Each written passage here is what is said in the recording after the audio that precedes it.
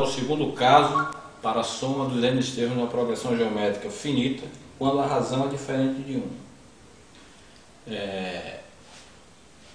S de n, que na verdade representa a soma dos n termos da PG, é igual a A1 mais A1 vezes Q, mais A1 vezes Q elevado a 2, mais A1 vezes Q elevado a menos 1, que representa o meu último termo.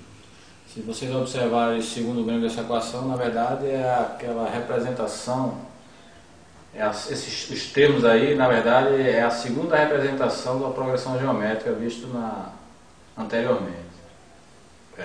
Essa primeira equação eu vou chamar de equação número 1. Agora, se eu pegar a razão Q dessa progressão geométrica e somar e multiplicar aos dois membros dessa primeira equação, eu vou ter essa segunda equação, que eu vou chamar de equação 2. Em seguida, eu vou pegar a equação 2, subtrair da equação 1 e vou ter como resultado Q vezes S de n menos S de n, ou S de índice n, né, é igual a menos A de índice 1 mais A de índice 1 vezes Q elevado a n. O segundo membro dessa equação resultante, na verdade, ele é o resultado de um cancelamento que acontece entre os termos da primeira equação e da segunda. Se vocês observarem, eu só não consigo cancelar o primeiro termo da primeira equação e o último termo da segunda equação. Os outros termos intermediários eu posso cancelar. Em seguida eu vou ter S de n em evidência, que como vocês podem ver no primeiro membro da equação anterior, eu tenho Sn como fator comum, então eu posso colocá-lo em evidência e vai ficar S de n vezes Q menos 1, igual. No segundo membro eu também tenho A de índice 1 como fator comum, colocando em evidência eu vou ficar A de índice 1 vezes Q elevado a n menos 1.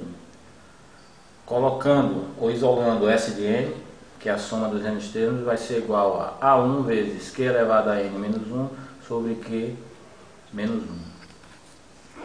Agora apresentar um exemplo da aplicação da fórmula da soma dos n termos de uma progressão geométrica finita para solucionar os problemas envolvendo progressão geométrica. Veja bem, no nosso exemplo nós temos, ou foi dado uma PG, né, como vocês podem ver, com alguns termos, e pede para calcular a soma dos 6 primeiros termos dessa PG. Como eu falei numa questão anterior, quando nós estamos resolvendo problemas envolvendo PG, eu tenho que, antes de mais nada, identificar quem é meu primeiro termo, a razão da PG e o valor da variável em questão, certo? No nosso caso é a variável n, né? Que é a variável que aparece na fórmula da soma dos n termos de uma PG. O primeiro termo, ou seja, A de índice 1, foi dado, é igual a 1, como vocês podem observar na sequência acima. A razão não foi dada explicitamente, mas como resolvemos uma questão anteriormente, nós podemos encontrar essa razão pegando um termo posterior e dividindo pelo seu anterior. O resultado será a razão dessa progressão geométrica.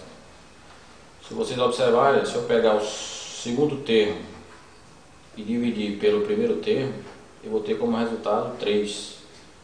Eu poderia também utilizar o terceiro termo e dividir pelo seu anterior, que é o segundo termo, que seria 9 dividido por 3, acharia 3 também como razão dessa progressão geométrica. A variável n será igual a 6, porque ele pede que nós encontremos a soma dos 6 primeiros termos da progressão geométrica. Então n é igual a 6. Com essas três informações, nós podemos montar a nossa fórmula e encontraremos a soma dos 6 primeiros termos dessa progressão geométrica. Vamos lá?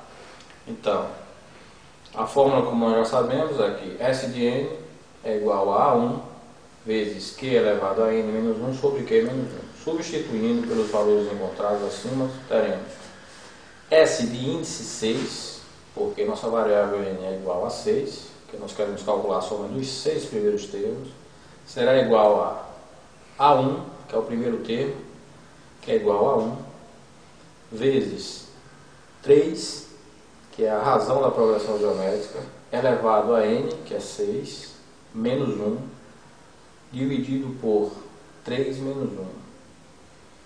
Então, S de índice 6, ou seja, a soma dos 6 primeiros termos, é igual a 729 menos 1, dividido por 2. Logo, a soma dos 6 primeiros termos dessa progressão geométrica será igual a 364.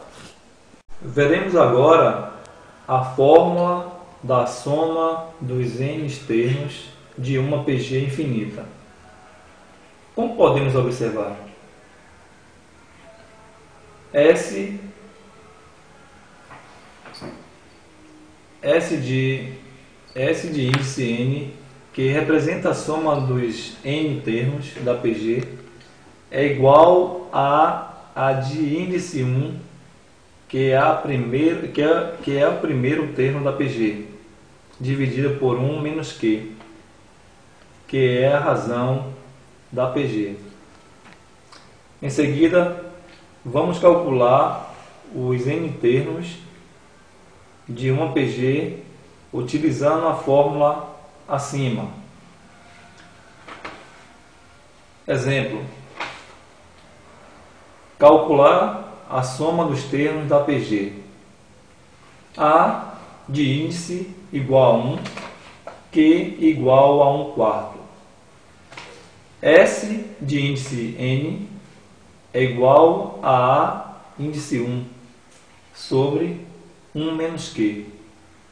S de índice igual a 1 sobre 1 menos 1 sobre 4. S de n é igual a 1 sobre 3, ou 1 sobre 3 quartos. S de índice igual a 4 sobre 3. A equipe formada por Érica Gilmara, Iramarque Pereira, Jorge do Rosário. Obrigado.